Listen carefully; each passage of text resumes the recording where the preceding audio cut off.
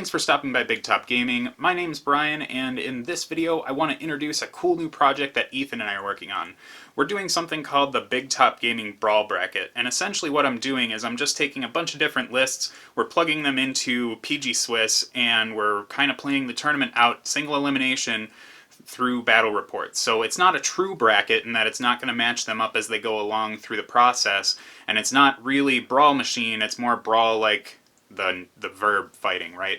So there's a little bit of confusion in the name, but I think it just comes off it rolls off the tongue better with the BTGBB. That's like the cool acronym that I've come up for it. So it could even be like more B's because Ethan and I are bubble buddies, so it could be the BTGBBBB. Yeah, that makes sense. So I won't do that to you though, but what the gist that we were doing is Ethan and I were having some issues coming up with, like, we wanted to do something cool, and we tried to say, like, okay, let's say we're going to take, like, what we would consider, like, top meta performing lists and put them into a bracket and see how it would play out. So as we started doing that, we started to see, like, there was a pretty good pattern in the lists that we were making, and that we've either played them on the channel before, or some of the lists we end up hitting the peak meta performance, like, right off the bat. Not that that's exactly, like, we're not wizards of the meta or anything like that, but it's just kind of how we felt about it. So what I ended up doing instead was, I'm just going to go ahead and try and canvas a bunch of top performing warmachine players and get some of their lists. So I asked a bunch of people the question, if you had an international event to go to tomorrow, what list pairing would you bring? And I ended up casting a pretty big net because I honestly thought only like a third of them were going to respond to me.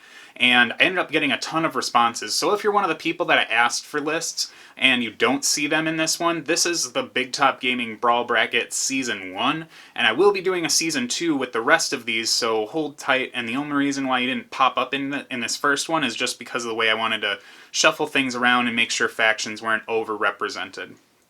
So for this one, we've got names like Terrence Johnson of Minority Report. We got James Morehouse of Australian Warmachine Meta Popularity or Notoriety, but he's popular too. He's a good guy. And we've got other people in here, like Jaden from Line of Sight has presented us with a couple lists. And we've got a lot of internationals too. We have Alvaro from Cuatro de Guerra podcast, which is a Spanish-speaking podcast that you can check out on the Muse on Minis, I guess, network or website, whatever they want to call it. Then we've got Tim Boysut, which I'm pretty sure I messed that up. It's like Belgian names, there's like a 13% chance that I'm going to get it right. So he's a warmachine player from Belgium, and has played on some previous WTCs if I'm not mistaken, but is a really active Crix player in the online community. And then we've got people coming in Season 2 like Brad Parks. We've got some representation from the Taiwan meta, which is going to be really exciting to see how that ends up working out.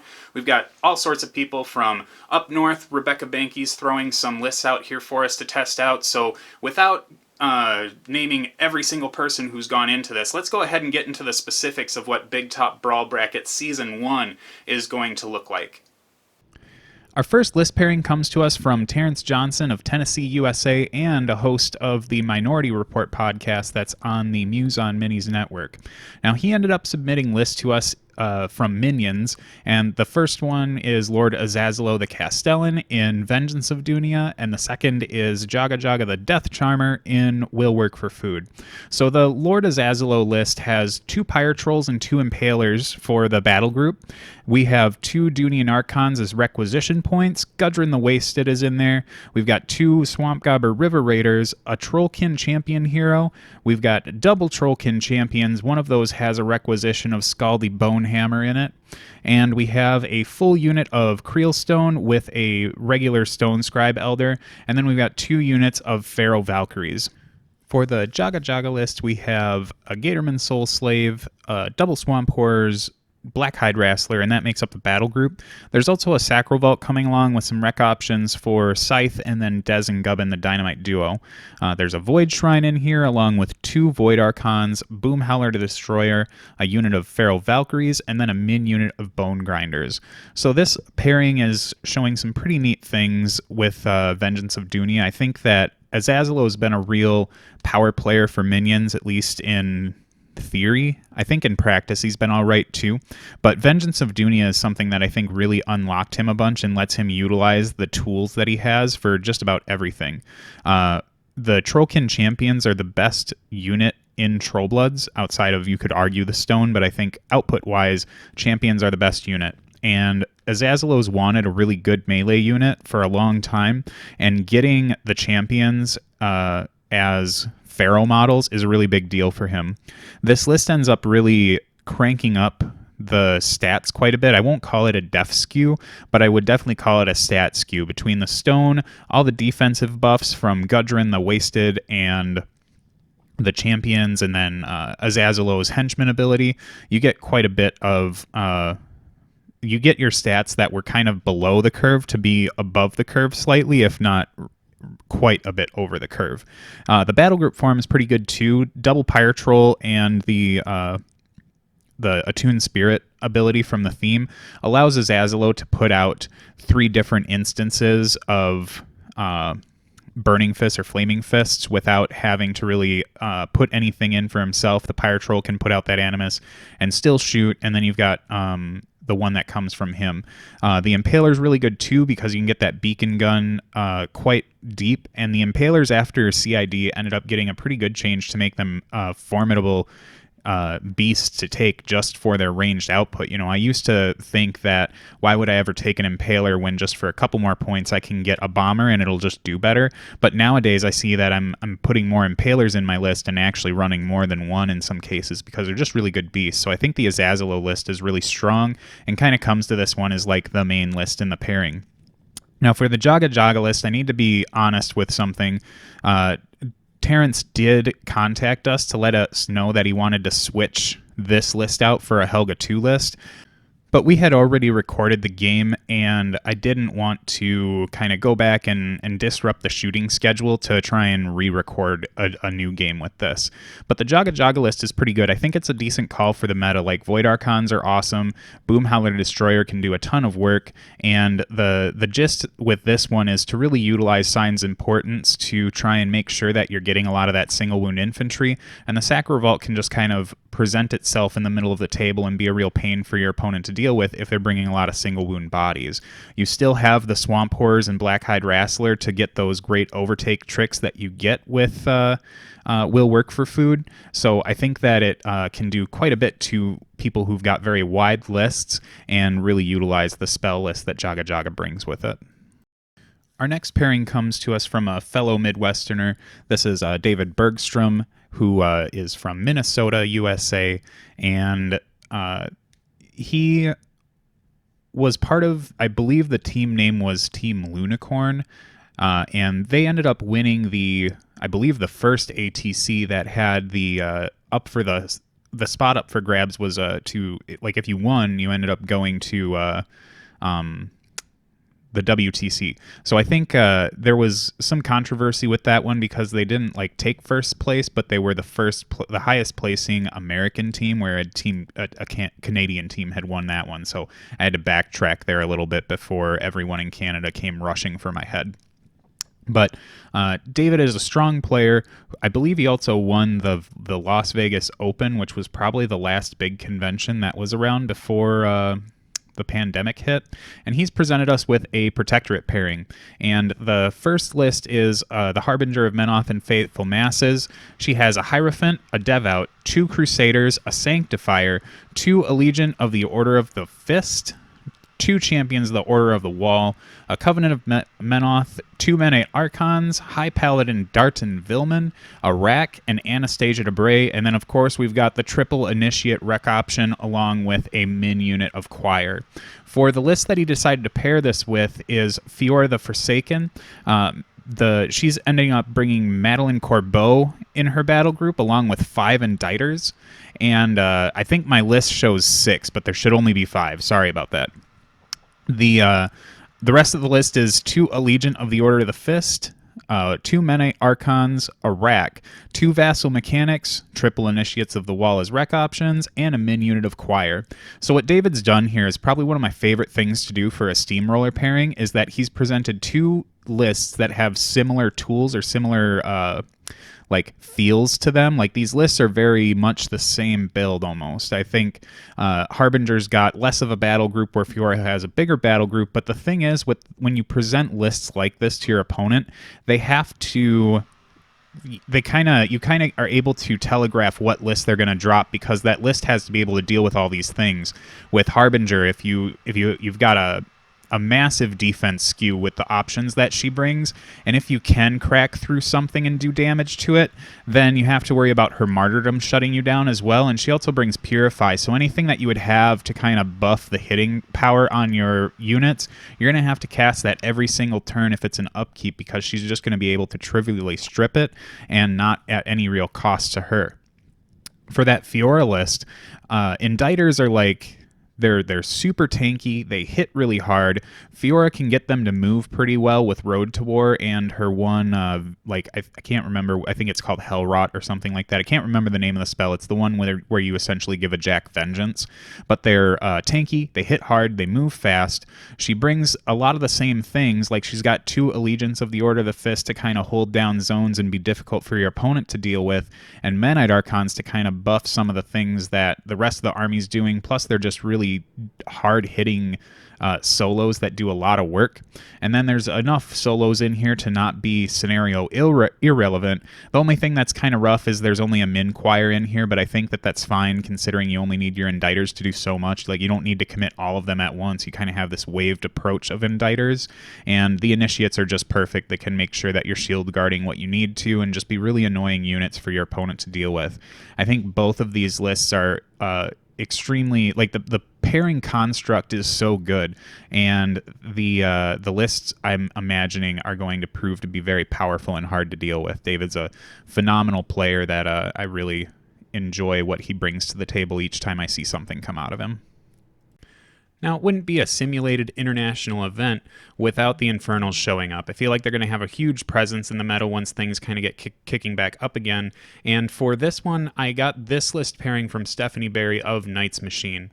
So they've decided to run Double Dark Legacy. Their Omademos list has 5 Tormentors in the battle group. They're bringing a Gate, Alan Runewood, Alain, I don't know. He's good old Al of the Lord of Ash as a requisition. Then Regna Gravnoy's making a showing here. We have the Hermit of Hengehold as the 3rd requisition point.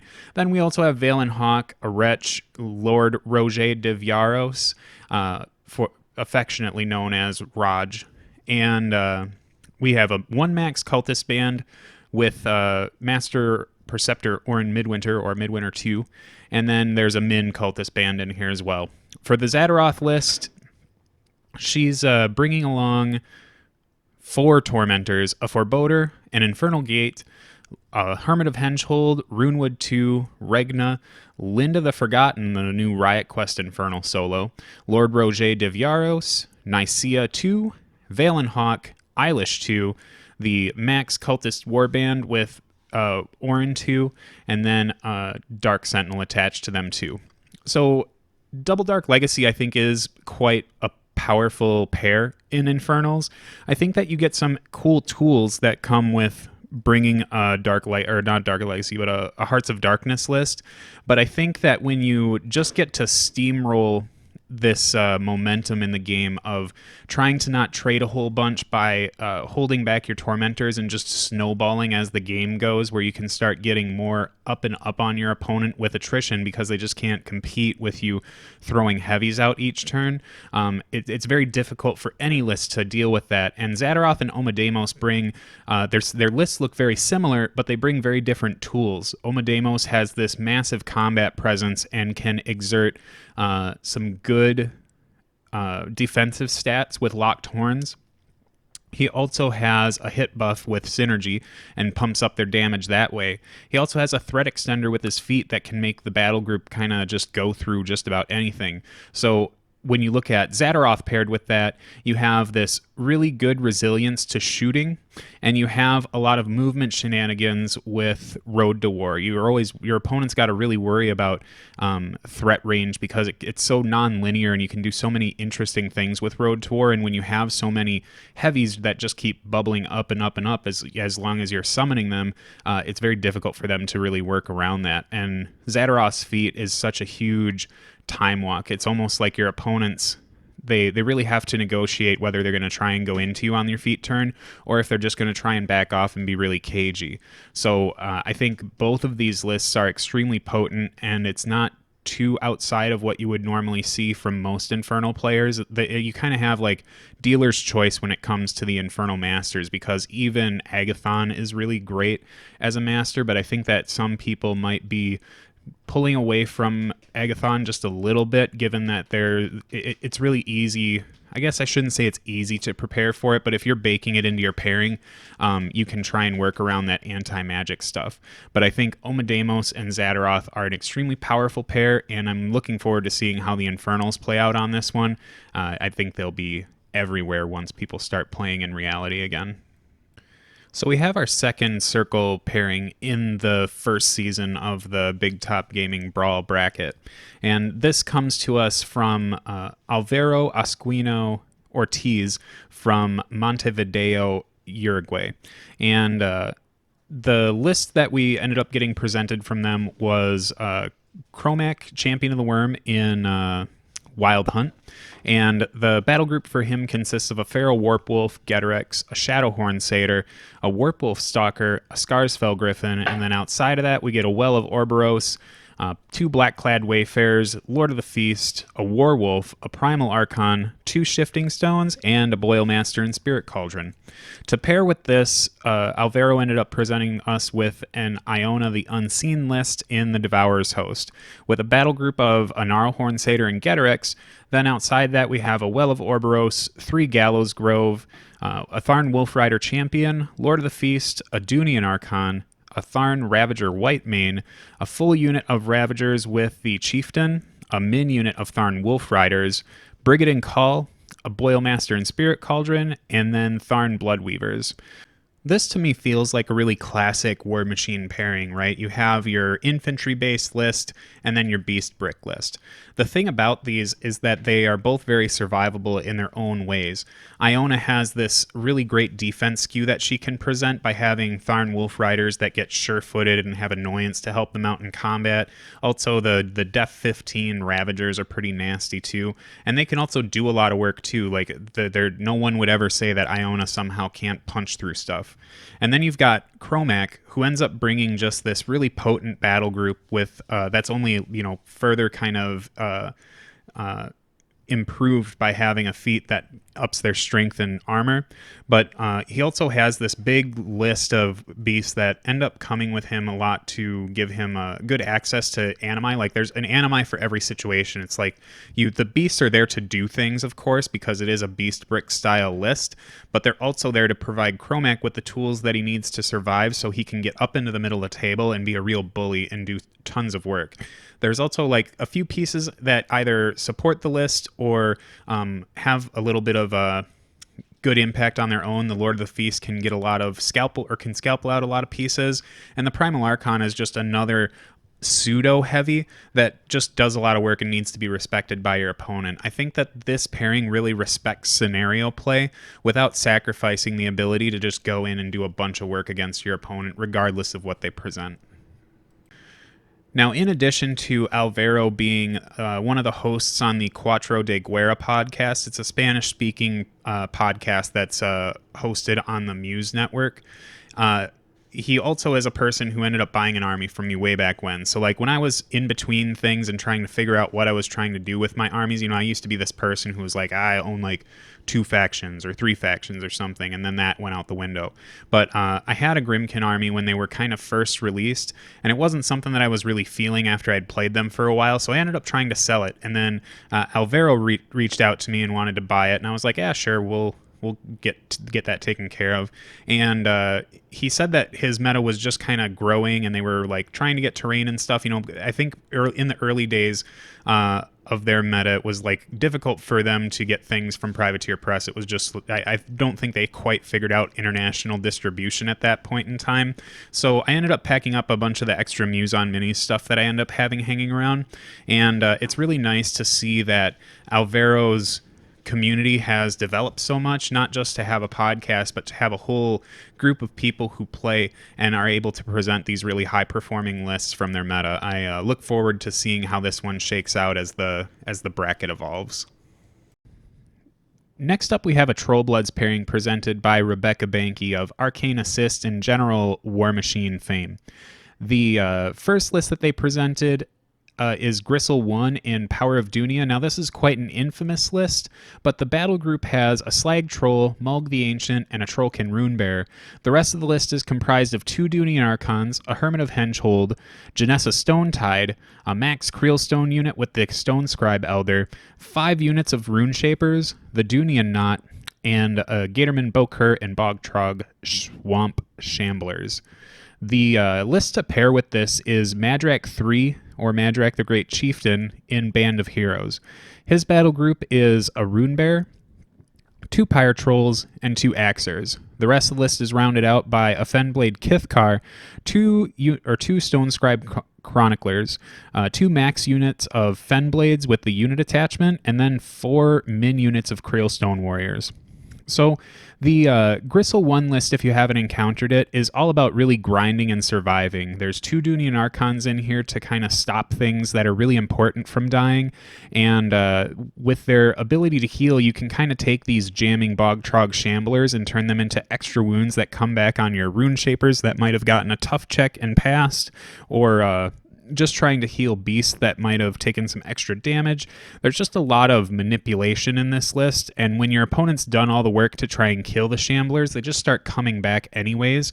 So if you can keep, you have the tools to keep that Bokur around. One of the things that's really difficult about that unit in particular, in the past at least, has been that the Shamblers themselves are small bases, and the Bokur is a medium base, so it was really easy to pick that Bokur out. But with having 2 Dunian Archons and a Hermit, you can really make sure that your opponent's kind of de-incentivized from going after that, unless they want to put a ton of attacks into it. And then if they do that, you've just got all these Swamp Shamblers running around that can just jam and be really annoying with your opponent, especially when they've maybe are putting something in that you can use the Archons to stop.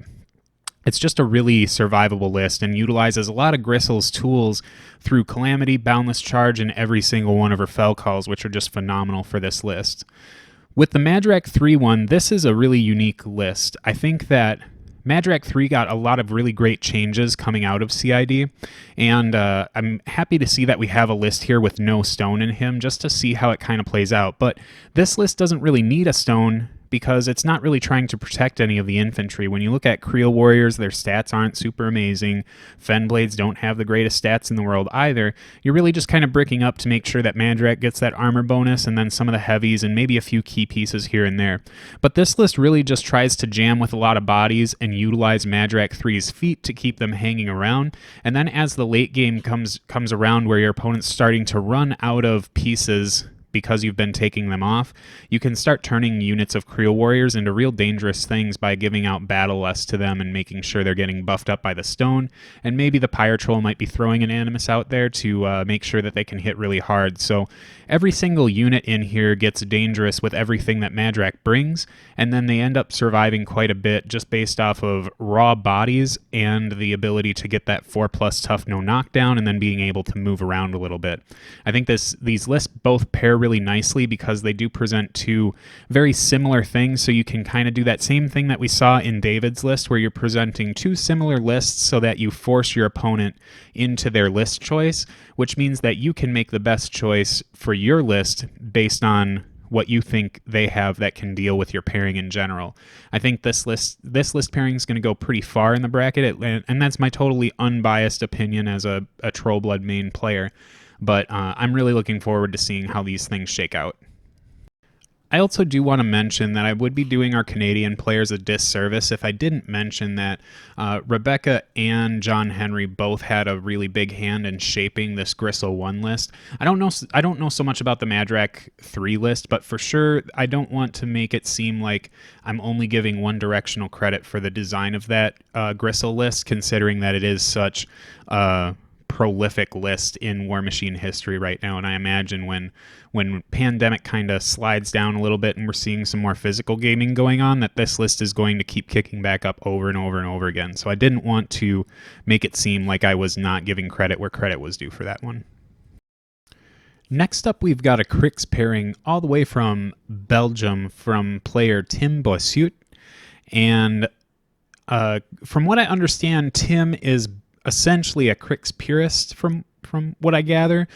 He has captained the Belgium WTC team a few times, and I believe he also was pretty well performing in one of the solos one year. I'm having a hard time finding all that data, but a very well performing Crix player that is still very active in the online community. And the first list that he presented for us was in Dark Host, and it's Lord Exumator Scavrous that's running it. His battle group has a Scarlock Thrall, 2 Death Rippers, and Erebus in there.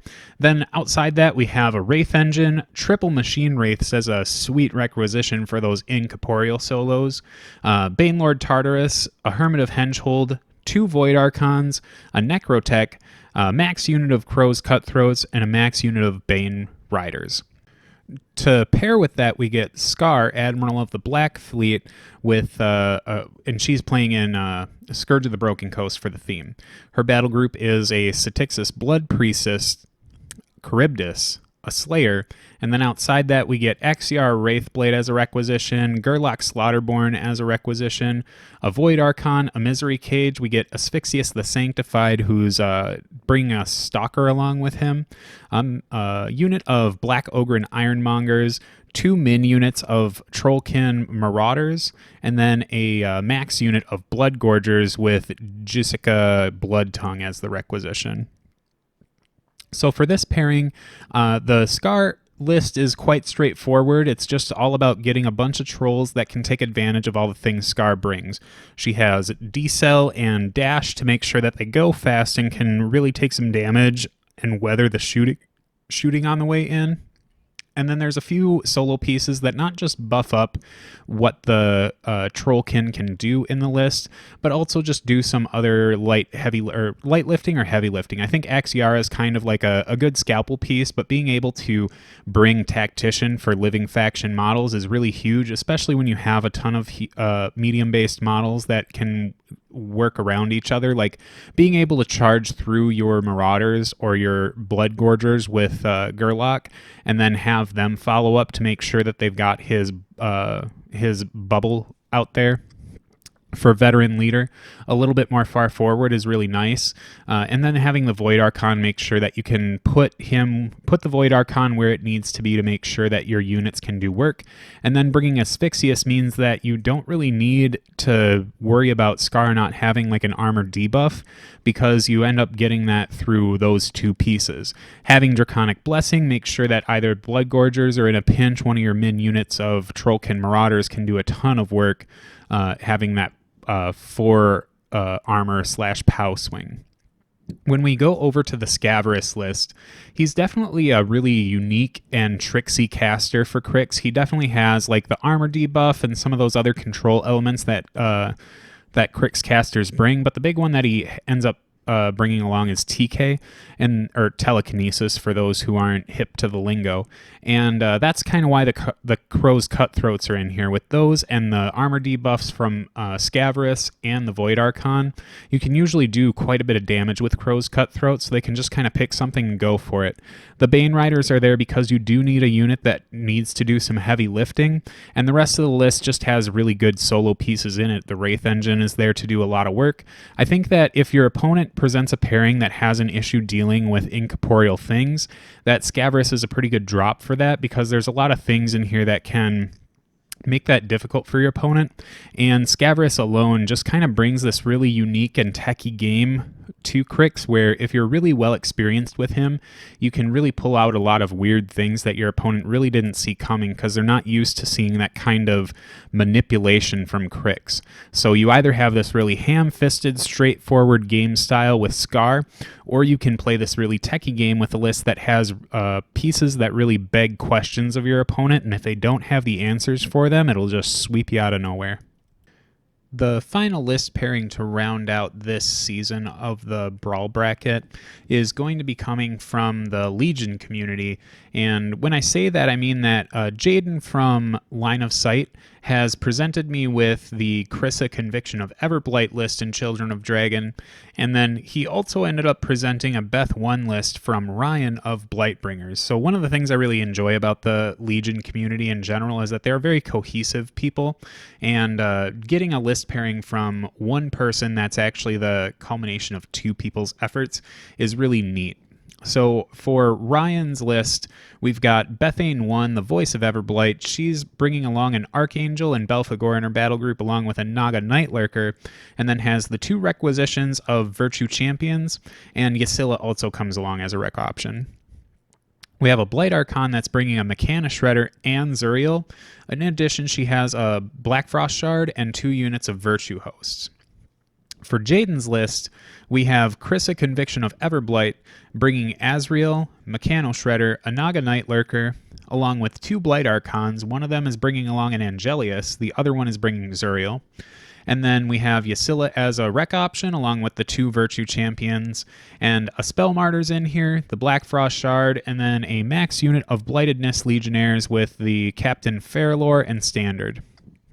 So for the Bethane 1 list, I've really enjoyed playing Bethane 1, and I honestly think that she's in contention for being probably one of the best warlocks in Legion right now. And the Archangel does a lot of work with her. I think that getting Bloodthorn on that is a really legit piece. Like already the Archangel probably stands as one of the best, if not the best, Gargantuan in the entire game. And when you can do things to buff up its shooting, that just makes it a much better piece on top of that, right? And I think the Naga Nightlurker is definitely like a meta call. I think people are starting to realize that armor buffs are really important, and the more you try to mitigate those, like I feel like the Naga Nightlurker kind of fell off the radar for a little while and then kind of came back into it. So between armor buffs and things like Zazalo and Iona's like Surefoot, and those are just examples. It's not like the standard, but any armor defense buff seems like the thing that people are needing to make their army get that extra mile that they need it to get. So having a Naga Nightlurker is kind of becoming a little bit more commonplace in Legion builds. The Virtue Champions at 6 points are like a perfect rec option, and they do a ton of work, especially if you happen to be bringing Virtue Host with you. They're not necessary, but in the Bethane 1 list, having both of those can go a long way. The Black Frost Shard, with their points drop, has really turned themselves into power players in Legion lists. I think that Children of the Dragon, it's not a coincidence that we see this list pairing in those in that theme respective between the both lists. And we definitely have the Blight Archon here to bring that armor buff to things that need it, and it seems like the Blight Archons are survivable enough to be able to bring some really high output heavies with them, because with the spells that the Blight Archon brings, they can make sure that they do the work and get out of dodge before they end up starting to lose them. So I think that this is a really nice setup for the Blight Archon to be taking a beast that brings a good buff and a heavy that does a lot of work. When we look at the Krissa list, I think that she's also another one that definitely, she's in the top 3 for Legion after CID. I don't know if I could say that she's the best, but I definitely think she's up there from being like probably the worst warlock in Legion to being among the best. Now the Legionnaires end up going quite the distance with her, given that her feat works well with them, and then she's got a good spell list that supports them too. Again, Virtue Champions are showing up here as rec options. I don't think that that's going to be something that Legion players are going to get away from, really. They're just really powerful pieces, and the fact that they're rec options in here is just really good for them. The double Blight Archon thing is really cool. You're able to put the buffs where you need them. I've always wondered if we would start seeing double Blight Archon lists because of having the arm buffs basically wherever you want them to. It kind of turns Children of the Dragon into being able to play this like mini Primal Terrors game. I know that they're very different lists, but at least brings that armor buff element to Warcasters and Warlocks that don't really get that. And bringing heavies on them, we can see that replicated from the list here. We would definitely see that the Blight Archons got Zuriel in both lists, and sometimes just being able to drop the armor buff on them and make sure that they have Unyielding from the theme is really nice.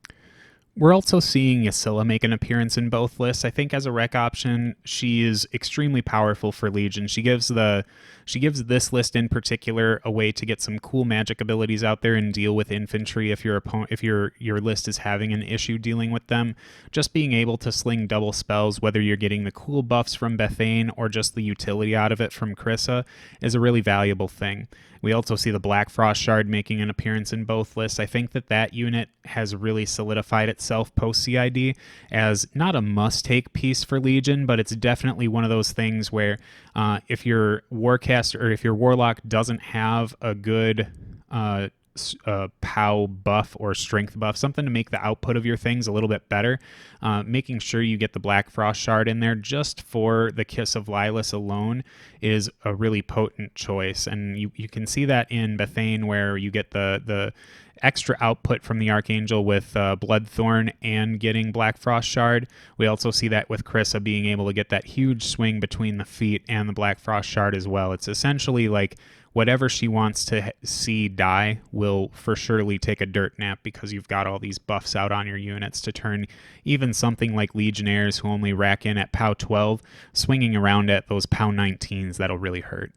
Or POW 17, sorry, I don't know where I got 19 from. Now that you've got an introduction to each one of the players and the pairings, this is how the actual pairings is going to work out for round one. You can see we've got Crix paired up against Protectorate, Infernals into James Morehouse's circle, and then Alvaro's circle into Minions, and then finally Trollbloods into Legion. So essentially, Ethan and I are going to play out these things. We're going to figure out who's going to play what as we go along. You know, we haven't really like stuck our claim on any one particular pairing just yet, but I don't know 100% yet if we're going to try and approach this with an accelerated schedule, because it is quite a bit of games to play. I think we're looking at least over a month worth of battle reports. It might even be closer to 2 months on that one. So we'll kind of see how things work out. I know that the weather in Wisconsin here is getting a little dodgy lately, so the chances of us being able to accelerate the schedule for games is going to be a little bit rough, but that does mean that 100% we're going to be pulling away from playing actual Brawl Machine games just to make sure we can get through this this bracket. But once we're done, we'll definitely flood you guys with a bunch of Brawl Machine games to make sure that part is satiated. But I do think that this bracket thing that we're going to be playing out is going to be really cool, and it'll give people something to look forward to in terms of seeing like some of those big international events playing out, because I think that's what a lot of us build some of our experiences off of, is seeing what other people are bringing from those top performing tournaments and just kind of adapting our own play style or list building strategy to those. So I hope that looking at some of these lists maybe kind of reinvigorate some of your building strategies if you're not if you're kind of like hitting a rut when you're trying to figure out what to do. If anything, it's going to at least really play out for some cool theatrics while we're getting these games down, and might even force either Ethan or I to play in some factions that we're really not super comfortable with. And on that note, it's also really worth noting that Ethan and I, we're no Rebecca Banky or we're no James Morehouse, so we're probably not going to play these lists to the same caliber that they would, but we're definitely going to give it our best shot, and we've done enough research to really feel like we kind of got a gist of what we're doing with these lists. So I hope you look forward to what we're doing with this one, and the first game should be released very soon, and then after that they'll just kind of keep waterfalling in as the weeks go by. So stay tuned to Big Top Gaming and watch how this one plays out.